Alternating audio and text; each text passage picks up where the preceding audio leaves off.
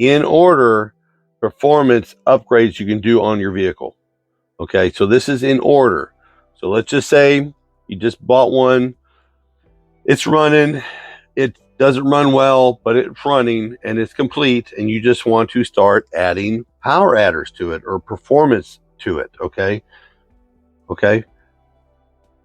First things first, number one is a tune-up. That's cap, rotors, plugs, wires, set the carburetor, timing, vacuum on the carburetor. Just get everything, make sure it's cooling, make sure everything runs the best.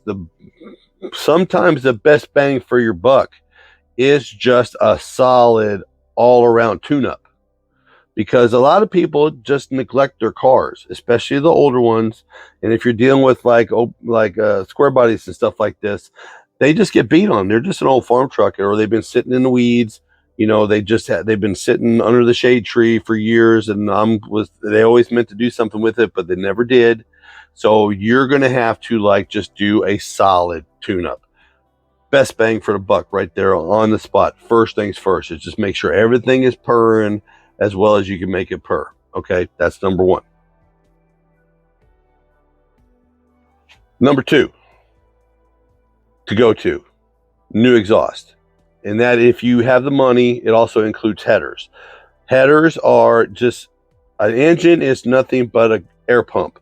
So if you can get it away from it, have it breathe out better, it's going to make more power. I have had that experience over and over and over again through my youth into my adulthood. Exhaust is the first thing, and you kind of sometimes have to think ahead of time before the sale of what are you going to actually do with this truck.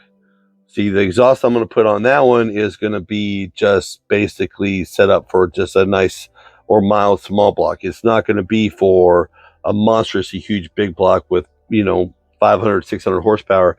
It's going to be just for driving around and enjoying. So I don't have to go huge tubes for that exhaust for make it work right. Okay, but a good, solid dual exhaust with headers will produce power. There's no doubt about it. You open it up and let it breathe, it will do better. Number three, to go along with that, is induction, which is carburetor, intake, airbox, whatever you got, even the new stuff. The factory setups are designed for noise, to be quiet, to be docile. A cold air induction system on a fuel injection motor, after you put the exhaust system on it, just makes them beautiful. I mean, I haven't done it to my truck. When I ordered that truck, I ordered it at 373 gears, overdrive transmission, tranny cooler, 5.3 liter, and it runs like a scalded dog. It really runs well. Okay. But if I was to start hopping that truck up, instead of being my daily driver and just for fun, first thing would be the exhaust. Second thing would be a cold air box. So better air in, better air out. That makes that air pump more efficient, more power, more fun to drive. Okay. Number four, to go along with the induction, now that you got cold air coming in, good air going out, everything's cleaned up, everything's running better, you need a fuel delivery system. You're gonna start a factory set, or even like an old car, you're gonna need a better fuel delivery system. Now, most generally, I cammed up, not very hot, 350 small block, 400 small block. It can go with a mechanical pump. They make mechanical pumps that pump, 12 to 15 pounds for mechanical pumps, which is way above what like the 6 or 7 pounds that a factory pump will do. Use regular on it, but it will feed the beast. Okay. Fuel injection, 50, 60, 70 pounds of fuel pressure. The more power you start pushing on it, the better fuel delivery you're going to have. So the better fuel pump you're going to need. So you're going to need to upgrade in tank pump. There's lots of companies out there, but it's definitely necessary. If you Let it breathe better in, let it breathe better out, but you don't feed it the fuel that if you're not capable of giving it the fuel it wants, you're just pissing in the wind. And then after that is ignition. Okay, so you've already done the tune-up. Once you got headers on it, you got an intake on it, you got a cold induction system on it, you got more fuel going to it, you're gonna have to burn it.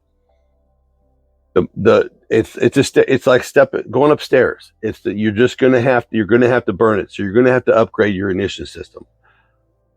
For LS guys, better coil packs, better wires, upgraded computer system, you're gonna have to deal with it, because again, more air in, more air out, more fuel, you're gonna need more fire. Just the way it is, just the way it works. Air, fuel, fire. That's just the way it works. You are just going to have to do it. The next, camshaft. Okay, so this is kind of the progress I did on my first car. My first car, this is the progress we went through. I got exhaust on it, then I got an intake on it, then I got intake with the carburetor, and then I updated the ignition system. Then I did the fuel system, and then camshaft. Okay, cam and lifters. Now the first motor was the original when I bought the car, so I didn't go big, but taking a weekend, pulling the radiator, because I had old Monte Carlo, and if you guys know old Monte Carlos, their front ends were 10 miles long. You could change a cam motor inside without pulling the motor. Okay, so bunch of buddies came over, we drank a lot of cold ones, and we changed the cam out in this thing, and we broke it in, and we went to town, and it was life-changing for me, because it sounded badass. As a 17-year-old, I mean, it looked the part, and then it sounded the part. And then with the camshaft, it also ran for the part. Everybody that was whooping my ass at the local, everybody has their local place. Everybody that had been kicking my ass, different story. Uncle Buck came out of the gate, and he was laying waste. He was having a good time. Now, I wasn't the biggest, fastest guy out there, but I had a lot of fun. And that camshaft change was huge. So, and that's about a decent progression right there, a little bit at a time. Okay. Now, the second motor that went in the car, now that was full blown. And so that was my really fun motor, but we'll talk about that one later. All right. So the next one after that, what the problem I came with that was that old Monte Carlo was a one-wheel wonder. I would taking off that thing. It was highway geared. It was highway geared, but it would blow that tire off of it. So I had to figure something out. And so the next progression on that car was a posi unit in it. Now, back in my day, I was broke. That was a lot of money, But so it happened, but it took a lot of time. But getting that extra tire of traction, getting both of them turning at one time, huge. It was, again, another leap ahead for that 4,000-pound land yacht that I had as a hot rod. But it was the fun factor. It was, everybody came over, everybody helped, pulled axle, you did the whole schmear. We had a great time. That was back in the day before we had phones, before the internet, when all you really had was to get together with your friends. And to this day, about to turn 55, I'm still friends with those friends. It's a community. The car industry is a community. If we'd had phones back in our day and knew how to fix, we'd been dangerous. But you had to learn everything by going and helping. You had to get elbow deep in it and get greasy and help and get sweaty underneath the oak tree with a chain coming along, pulling stuff, or helping a guy stab a tranny. You learned by doing, not by watching.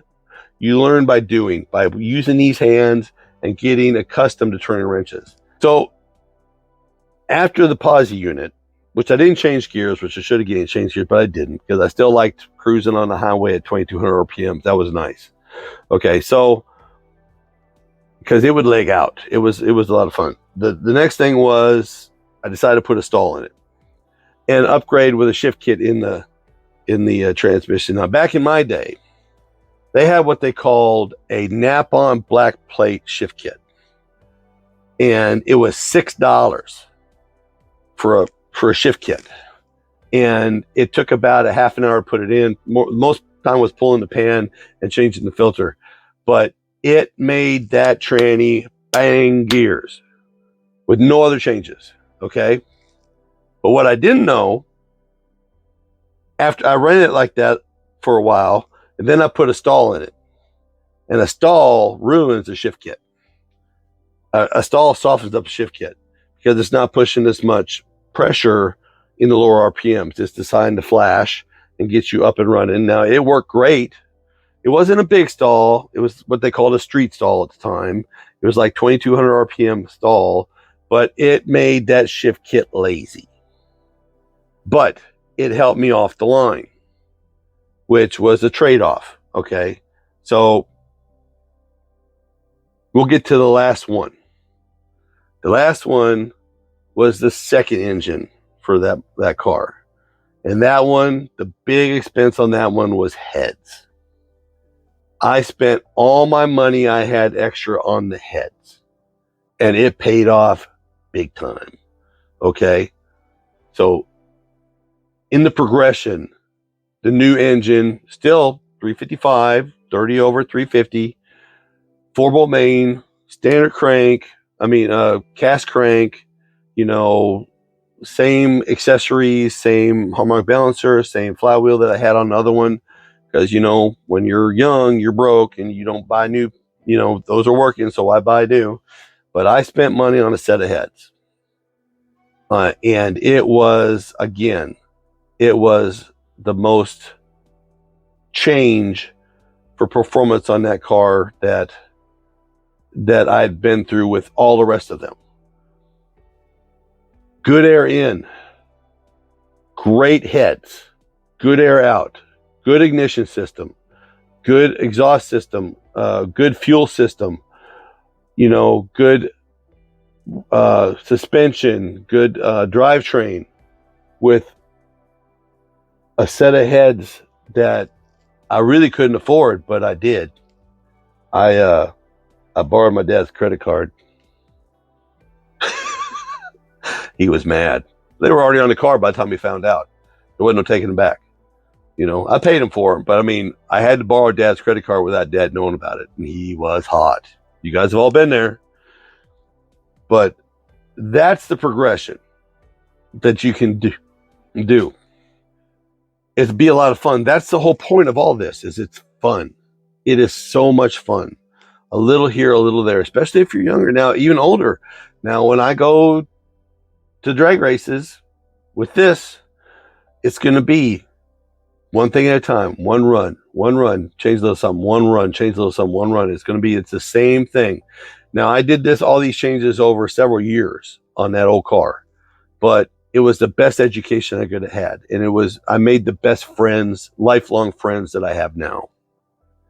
So it can be a great experience when you start, even with the new stuff, because you're learning how to tune. You're learning good air in, good air out makes power. Tuning makes power.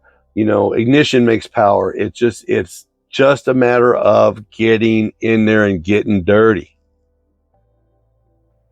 This is one of those things you can't be on your phone and just watching how to do it.